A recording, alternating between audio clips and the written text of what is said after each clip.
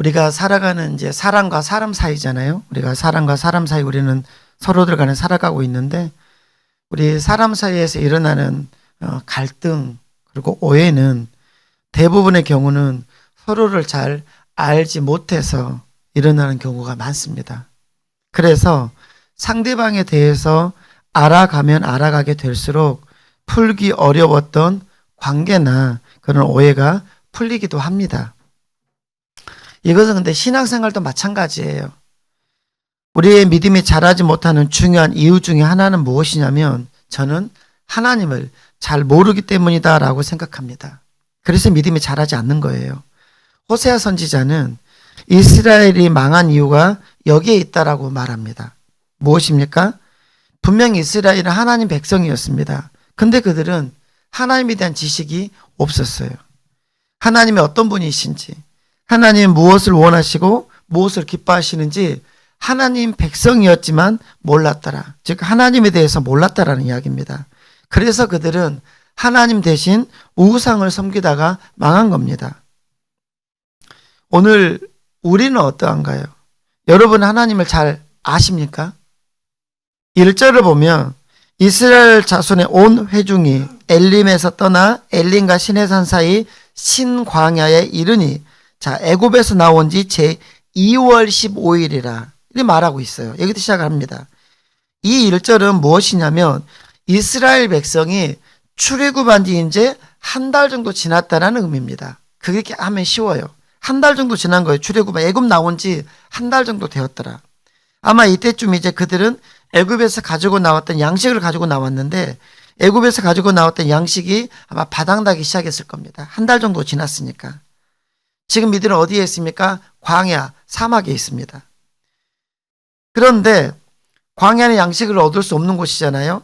양식을 얻을 수 없는 광야에서 양식이 떨어지자 이 사람들이 이제 당황했던 것 같습니다. 그 순간 이스라엘 온 회중은 2절로 3절에서 어떻게 합니까? 모세와 아론을 향해서 원망했다라고 성경을 쓰고 있습니다. 하나님은 보이지 않고 어려운 현실의 문제만 크게 보였기 때문입니다. 사실 이들은 불과 얼마 전, 즉 한 달 전만 하더라도 어떤 일을 경험했습니까? 애굽에서 10가지 재앙과 홍해의 기적을 경험했던 놀라운 사람들입니다. 얼마 안 돼요. 1년 전의 이야기가 아니란 말이에요. 한 달 전입니다. 그리고 그 이전으로 가면 6개월 동안 한 달에 2번씩 하나님이 10가지 재앙을 계속 경험했습니다. 하나님의 기적을 경험한 거죠. 그럼에도 지금 당장 먹을 것이 떨어졌다는 현실 앞에서는 이런 하나님의 기적, 이런 하나님의 능력을 체험한 것들은 아무 소용이 없었어요. 근데 사실은요, 이 사람들의 원망은 왜 나온 거냐면 하나님을 잘 몰라서 나온 겁니다. 뭐에서 나왔다고요? 양식이 없어서야 아니 하나님을 몰라서. 하나님이 누구신지를 몰라서.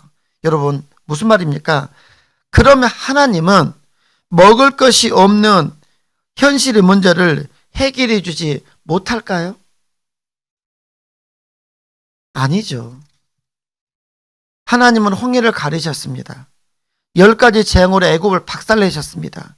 그리고 자신들을 그 노예의 신분에서 이제 출애굽시키신 능력의 하나님, 전지전능하신 하나님이십니다. 이것을 그들은 보았습니다.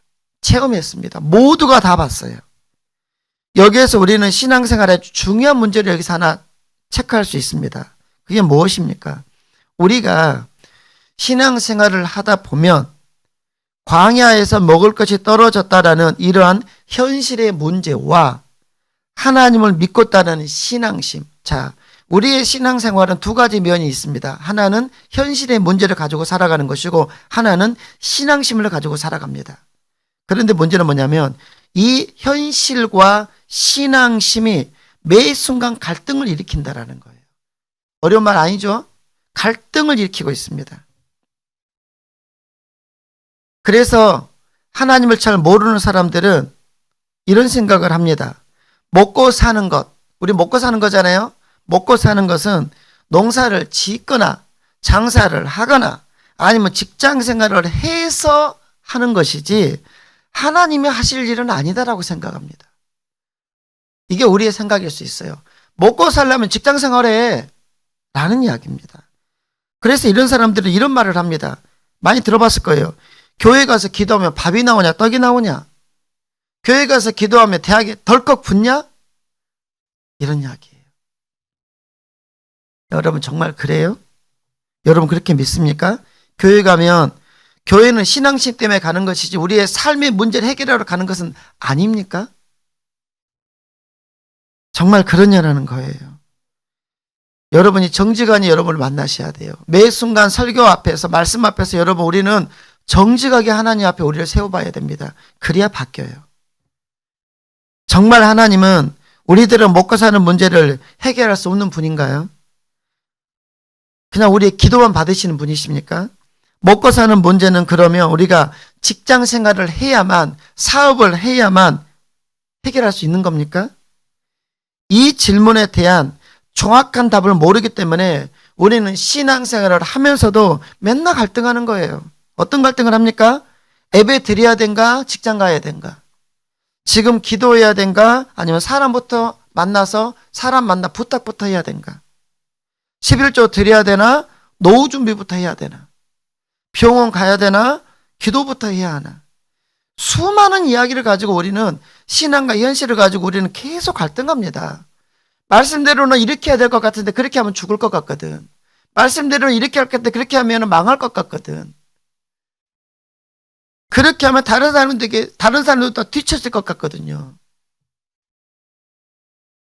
다 헷갈립니다. 무엇과 뭐 사이에서? 현실과 신앙 사이에서. 이게 우리들의 모습 아니냐 그 말이에요. 지금 이스라엘은 이 자리에 이 딜레마, 이 헛갈림 속에 빠져 있습니다. 하나님께서는 이런 자리에 이런 헛갈리고 있는 이스라엘 백성들을 향해서 어떻게 하십니까? 4절을 보십시오. 봐라. 이제 2절 3절에서 원망했단 말이에요. 우리를 거기서 죽이셨으면 좋았을 것인데 뭔 여기까지 끌어내갖고 이 광야에서 우리를 죽이려고 하시냐. 먹을 거 다 떨어졌는데 어떻게 살라는 말이냐. 중얼중얼 하고 있는 거예요. 그래서 하나님께서 다 들으시고 뭐라고 합니까? 야 봐라. 내가 너희를 위하여 불평하는 너희를 위하여 하늘에서 양식을 비같이 내릴 거다. 비처럼 내려줄 거다. 그래서 너희는 나가서 일용할 것을 어떻게 해요? 날마다 갖고 와라. 날마다 나가봐라. 그럼 날마다 먹을 게 있을 것이다. 실제로 하나님은 광야에서 이스라엘 백성들에게 만나를 내려서 그들을 먹이셨습니다. 아무것도 없는 광야, 어떤 것도 없는 사막에서 최소한 200만 명 이상의 사람들을 그것도 40년 동안 단 하루도 굶기지 않으시고 먹이셨어요. 믿으십니까? 기적 중에 기적은 이겁니다, 여러분.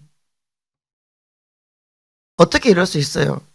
세상에 어떤 재벌이, 세상에 어떤 권력자가 이 많은 사람들을 그것도 단 하루, 단 한 끼도 굶기지 않고 40년을 먹일 수 있을까요?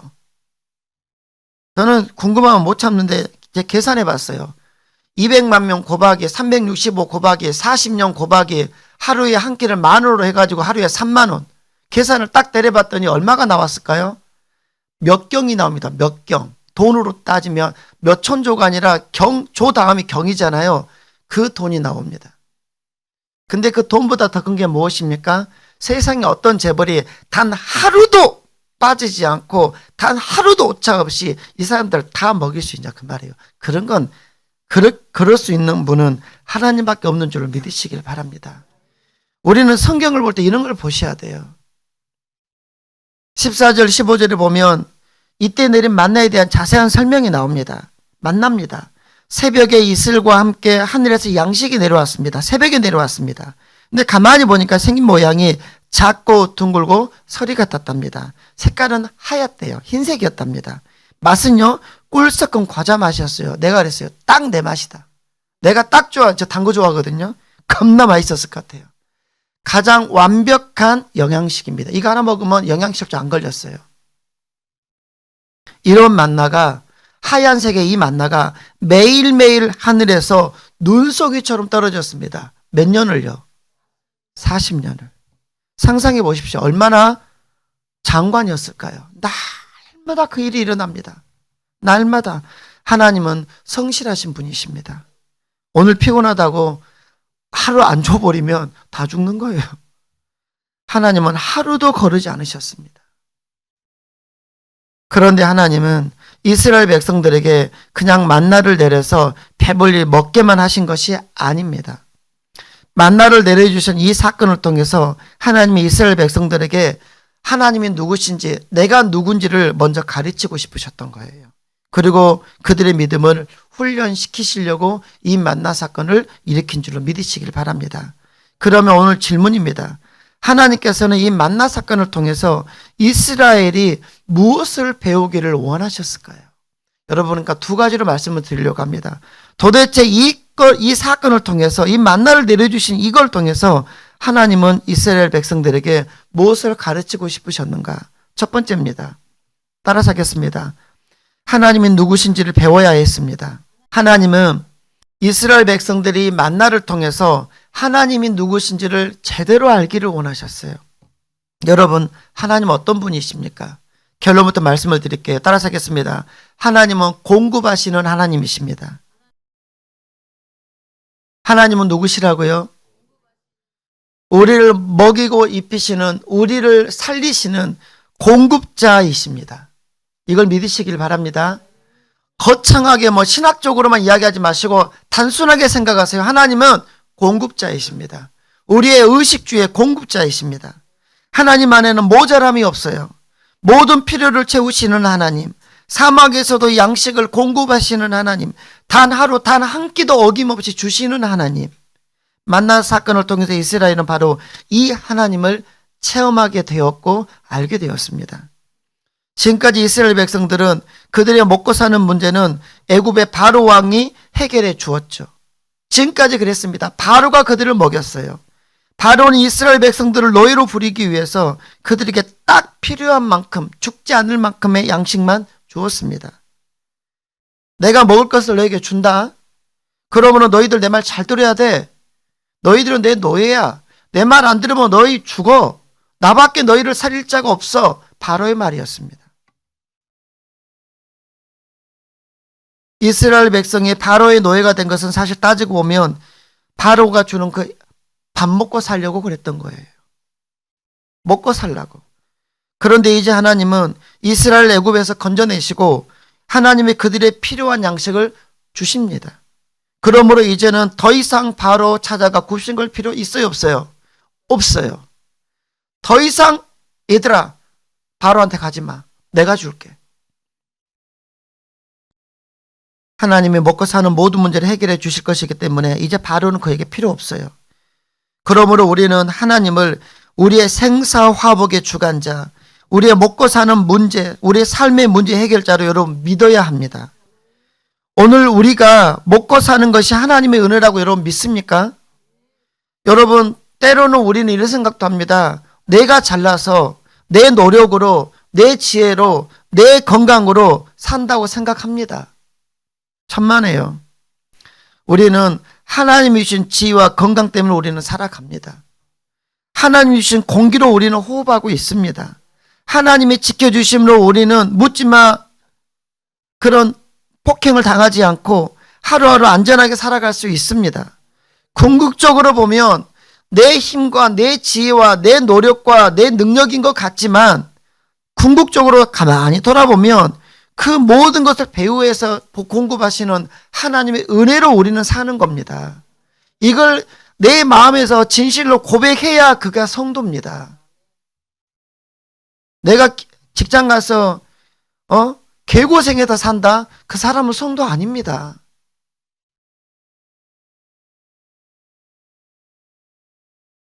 배후에서 공급하시는 하나님. 직장도 주셨고 지혜도 주셨고 건강도 주셨고 모든 것을 주셔서 그렇게 살아가게 하시는 배후에 계시는 공급자 하나님, 그 하나님을 믿으시기를 바랍니다. 그러므로 하나님의 은혜를 알고 하나님의 채워주심을 믿는 사람들은 더 이상 의식주 때문에 의문하지 않습니다. 그래서 야고보 사도는 야고보서 1장 17절에서 이렇게 말합니다. 각양 좋은 은사와 온전한 선물이 다 위로부터 빛들의 아버지께로서 내려오나니 하나님이 주신답니다. 하나님은 우리의 삶의 모든 것을 공급하십니다. 하나님만이 우리의 생사화복의 주인 되십니다.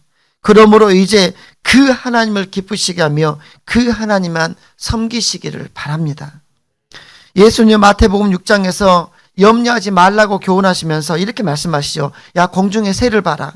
심지도 않고 거두지도 않고 창고에 모아들이지도 않지만 하나님의 그것들 기르시지 않냐? 새들 기르시지 않냐? 들의 백합화 봐라. 수고도 아니하고 길쌈도 아니하지만 솔로몬의 모든 영광으로 입은 것이 이 꽃 하나만 못하다. 솔로몬의 그 화려함보다 이 꽃이 낫다, 그 말입니다. 무슨 말씀이십니까? 여러분, 우리 성도들은 적어도 새보다도 귀하고 들의 백합화보다도 귀한 하나님의 자식들입니다. 우리는 하나님의 자식들이에요. 하나님이 그래서 새도 먹이고 들의 백합보다 키우신다라면 우리를 돌봐주시지 않겠냐라는 반문입니다. 여러분, 하나님이 우리를 먹이고 입히신다면 무엇을 염려하시겠습니까? 그러므로 하나님의 공급하신 우리는 믿어야 합니다. 우리는 직장에서 그래서 최선을 다해서 살아가되 직장이 내 먹을 것을 해결해 준다고 그 직장을 하나님보다 귀하게, 그리고 그 직장을 내 주인으로 섬기면 안 되는 겁니다. 하나님이 싫어하세요. 신앙의 시작, 믿음의 시작점은 그래서 무엇이냐면 내 삶의 필요를 채워주시는 분은 바로가 아니라 하나님이라는 고백입니다.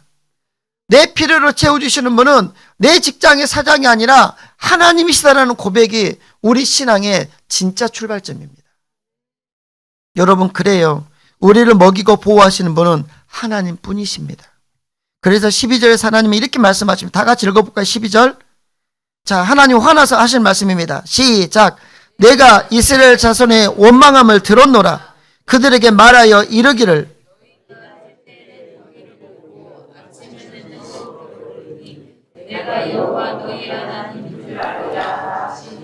내가 여호와 너희의 하나님이신 줄을 알라.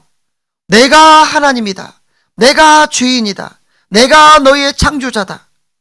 여러분, 그래요. 하나님 우리의 공급자이십니다. 바라기는 이 공급자 되신 하나님을 온전히 믿고 그 하나님의 풍성한 은혜를 늘 경험하며 사는 여러분 되기를 축복합니다.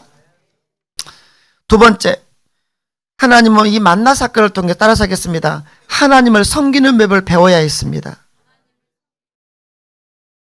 자, 하나님의 백성, 즉 우리 성도들은 하나님을 어떻게 섬겨야 되는가라는 것을 만나를 통해서 우리는 배워야 합니다. 하나님께서 만나를 내려주실 때 이스라엘 백성들에게는 세 가지 규칙을 주셨습니다. 첫 번째는 매일매일 날마다 가족의 수대로 그날 먹을 분량의 양식을 거두라는 거예요. 잘 들으셔야 돼요. 날마다입니다. 날마다 나가서, 새벽에 나가서 어떻게 해요? 가족의 수대로 그날 먹을 양식을 거두어 와라. 두 번째 원칙은 그날 거둔 것은 그날 먹고 다음 날까지 남기지 말라. 세 번째는 7일째 되는 날, 즉 안식일에는 거두러 나가지 말라. 그날은 없다. 안식일에는 만나가 내리지 않는다. 대신에 그러면 7일날 굶으면 안 되니까 6일째 되는 날에 2인분의 식량을 거두어서 그것으로 7일째 안식일의 양식을 삼아라 라고 말씀하십니다. 어려운 이야기 아니죠? 예.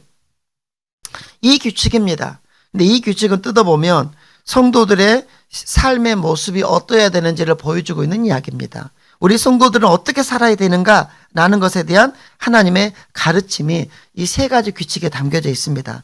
자, 첫 번째 규칙은 그래서 이런 이야기입니다. 뭐냐면 첫 번째로는 하나님의 가르침은 무엇이냐면 성도들은 매일매일의 양식을 하나님께서 책임져 주실 때 믿으라는 거예요. 날마다 나가라는 것은 있다고 생각하니까 나가는 거 아닙니까? 그래서 하나님은 날마다 양식을 내려주시는 그 하나님이 책임져 주심을 믿고 날마다 하나님을 바라보는 삶을 살라는 거예요. 뭐 하는 삶을 살아라? 하나님을 바라보는 삶을 살아라. 언제? 매일입니다. 날마다입니다. 여러분, 하나님 만나를 날마다 매일매일 거두게 하셨습니다. 만나는요, 하나님이 날마다 주셨던 일용한 양식이었습니다. 만나는 아침에 해가 뜨기 전에 이슬과 함께 내렸습니다. 해 뜨기 전에 내렸습니다.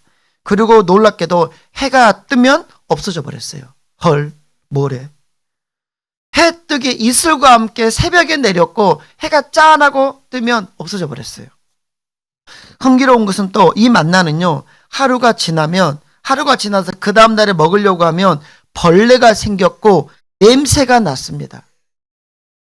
하루 지나면, 한마디로 말하면 저장할 수 없는 음식이었어요. 저장 안 됩니다. 그래서 그날 다 먹어야 돼요. 쌓아두면 안 됩니다. 저는 이런 생각 해봤습니다. 일주일이나 한 달치 정도 거두게 했으면 참 좋았을 텐데. 귀찮잖아요. 일주일이나 한 달치를 거두어 쌓아두게 했으면 서로 편했을 텐데, 하나님도 편하시고 나도 편하잖아요. 서로 편해요. 윈윈입니다. 하나님도 날마다 내려주시라 얼마나 피곤했겠어요. 근데 어떻게 해요? 일주일이나 한 달치 정도를 거두게 해서 쌓아놓게 하셨다면 참 서로 좋았을 텐데, 귀찮게도 날마다 거두게 하셨습니다. 날마다 내려주셨어요. 그것도 새벽에 나가서 거두어야 했습니다. 왜요? 해 뜨면 없어진다니까요. 왜 이렇게 하셨을까요? 하나님의 의도를 아셔야 됩니다. 항상 성경에는 쓰여진 팩트 안에는 의도가 있습니다. 왜 이렇게 하셨냐라는 거죠. 보세요. 그것은 무엇이냐면, 먼저는 하나님의 백성들, 즉 성도들은 세상에 무언가를 많이 거두고 많이 쌓는 일에 마음의 중심을 뺏기지 말라. 본질적인 이야기입니다. 여러분 기억하세요. 만나는 인생의 목적, 인생의 본질이 아닙니다. 잘 들어주세요. 만나는 우리 인생, 성도들이 살아갈 인생의 목적이자 본질이 아니란 말이에요. 만나는 광야 같은 이 땅을 살아가는데 있어서 성도들에게 필요한 최소한의 수단일 뿐입니다. 뭐라고요? 목적이 아니라 만나를 거두는 게 인생의 목적이 돼서는 안 된다는 이야기예요. 만나는 무엇입니까? 삶의 최소한의 수단일 뿐이더라. 그러면 그것은 있기만 하면 되는 겁니다. 많지 않아도 죽지 않을 만큼 있으면 되는 거예요. 하나님은 나의 야망이나 나의 욕심을 채워주시는 분이 아닙니다. 단지 하나님은 우리 삶의 필요를 채워주실 뿐입니다. 우리의 목적을 만나를 거두고 만나를 저장하는 데 놓은 인생은 헛된 인생이라는 그 말이에요. 이게 하나님의 이야기입니다. 재벌이나 권력자나 빈천한 자나 이 세상을 떠날 때에는 아무것 가져가지 못하고 그냥 떠난다는 거 다 알고 계시죠? 자식들만 좋아. 헛된 겁니다. 절대 못 가져가요. 절대 쓰지 못합니다. 다 사라져 버릴 겁니다. 만나를 통해서 우리는 이걸 배우셔야 돼요.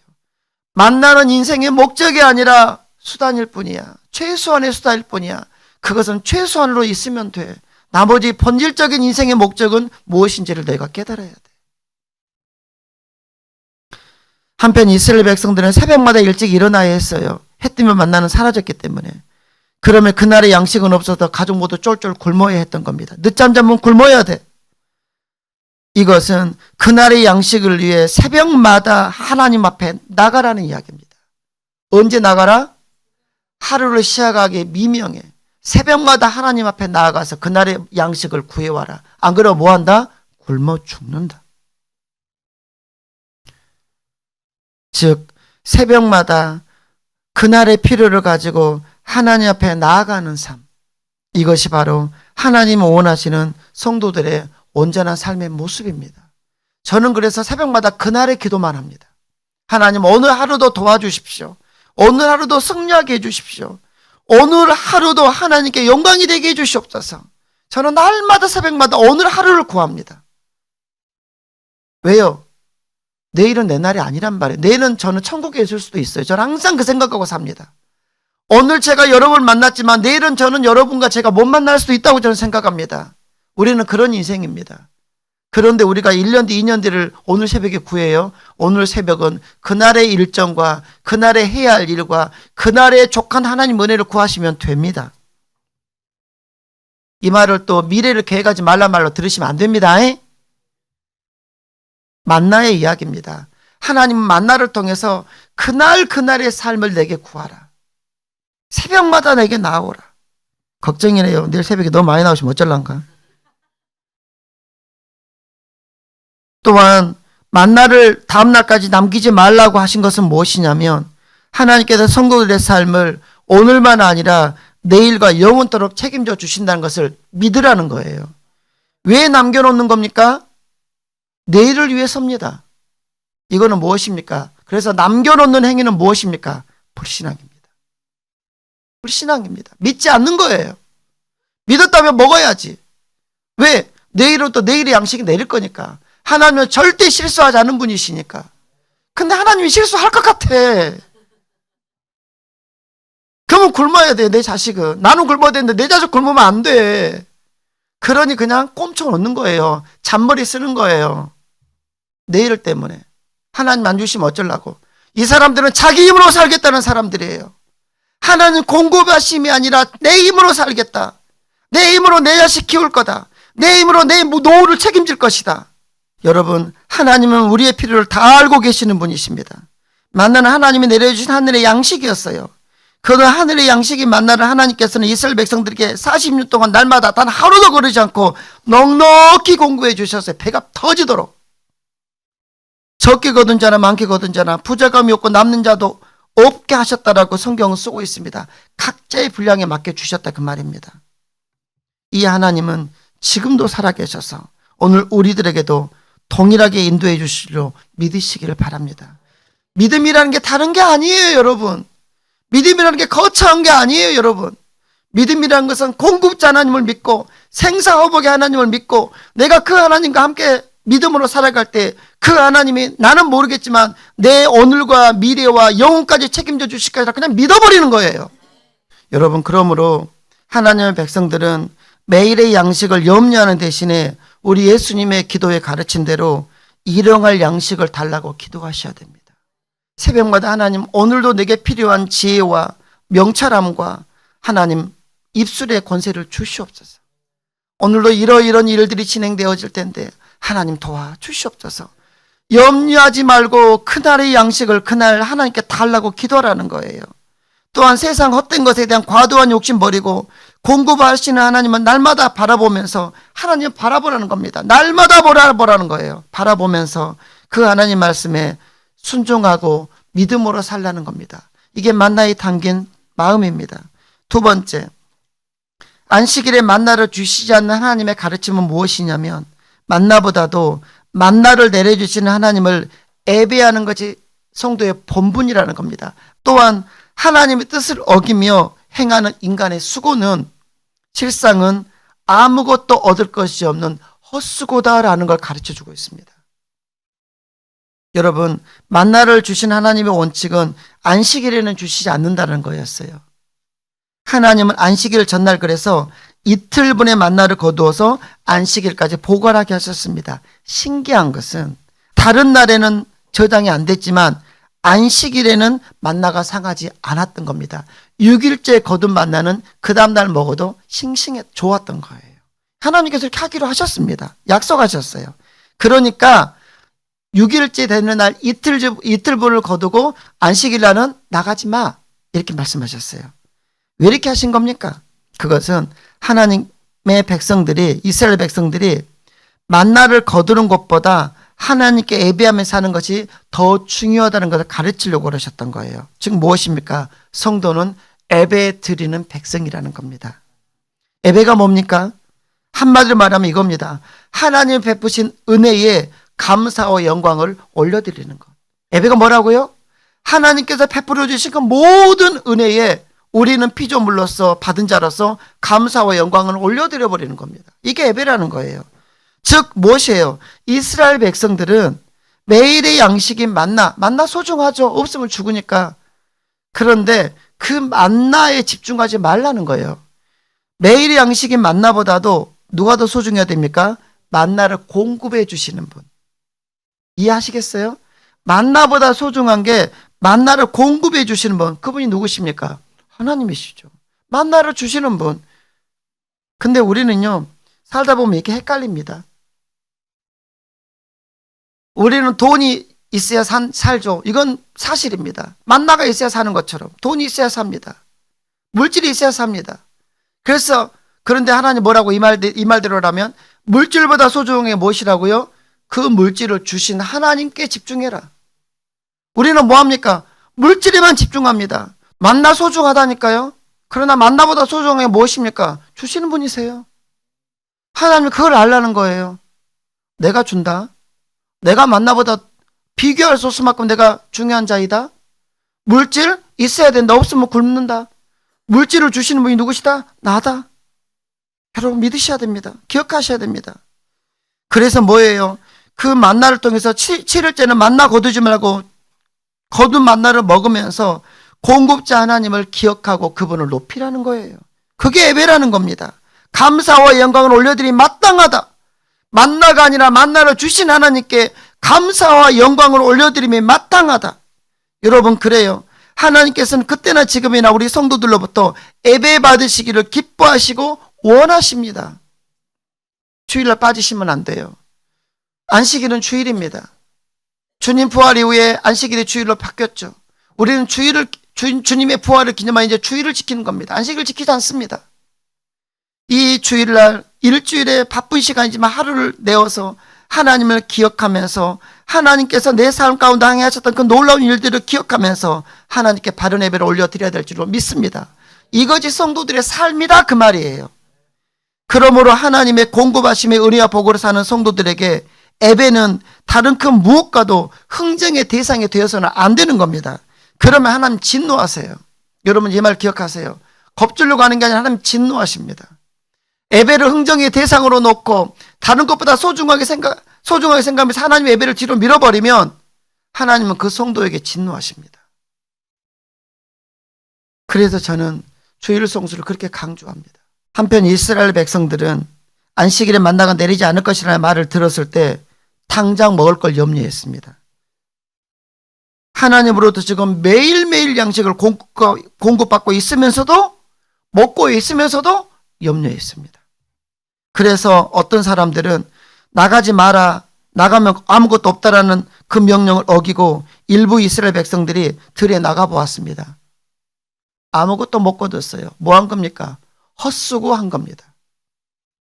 나가서 애써서 새벽에 일찍 일어나서 나갔는데 헛수고한 겁니다. 아무것도 못 거뒀어요. 여기서 우리는 무엇을 깨달아야 합니까? 하나님의 뜻을 어기며 행하는 인간의 수고와 노력, 하나님의 뜻이 아닙니다. 자기의 야망과 자기의 욕심에 의해서 행하는 인간의 수고, 노력은 실상은 뭔가는 한 것 같은데 시간이 흐르고 보니까 빈손이더라, 헛수고더라. 이걸 깨닫게 됩니다. 28절을 보면 하나님은 안식일에는 거두러 나가지 말라는 명령을 지키지 않는 백성들 향해서 뭐라고 책망하십니까? 어느 때까지 너희가 내 계명과 내 율법을 지키지 아니하려느냐? 언제까지 말 안 들어 먹을래? 우리 애원의 가족들은 이런 책망 듣지 않기를 원합니다. 하나님 앞에서 행하는 우리의 수고가 헛수고가 되지 않기를 소망합니다. 인생의 마지막 날 인생을 돌아봤을 때 와, 잘못 살았다. 와, 헛수고였다. 이러지 않기를 축복합니다. 말씀 마치려고 합니다. 오늘 우리는 이 만나 사건을 통해서 하나님은 공급하시는 하나님이심을 깨닫게 됩니다. 또한 하나님은 아무것도 먹을 것이 없는 광야 한가운데에서 만나를 내려주심으로 이스라엘 백성들에게 놀라운 믿음을 훈련시키셨습니다. 그것이 무엇입니까? 그것은 성도들은 매일매일의 양식을 하나님께서 책임져 주심을 믿고 날마다 하나님을 바라보는 삶을 살아야 된다는 것입니다. 또한 안식일에는 만나를 내려주시지 않으므로 만나보다도 만나를 내려주신 하나님을 예배하는 것이 성도의 본분이고, 또한 하나님의 뜻을 어기며 행하는 인간의 모든 수고와 노력은 결국에는 아무것도 거둘 게 없는 헛수고 헛고생이었다라는 것을 알라는 겁니다. 사랑하는 여러분, 하나님의 말씀과 뜻을 어기면서까지 애써서 일하고 벌어들이고 모아두는 모든 것에는 냄새가 날 수밖에 없고, 그런 어리석고 욕심스러운 삶에는 반드시 벌레가 끊이지 않게 됩니다. 벌레가 끊기지 않아요. 오늘 말씀이 그것을 보여줍니다. 바라기는 하나님의 말씀대로 믿음을 따라 삶으로 우리의 삶에, 여러분의 삶에 벌레도 생기지 않고 냄새도 없는 삶, 그리스도의 향기만이 풍기는 깨끗하고 풍요로운 삶이 여러분의 남은 삶이 되시기를 주님의 이름으로 축복합니다. 기도합시다.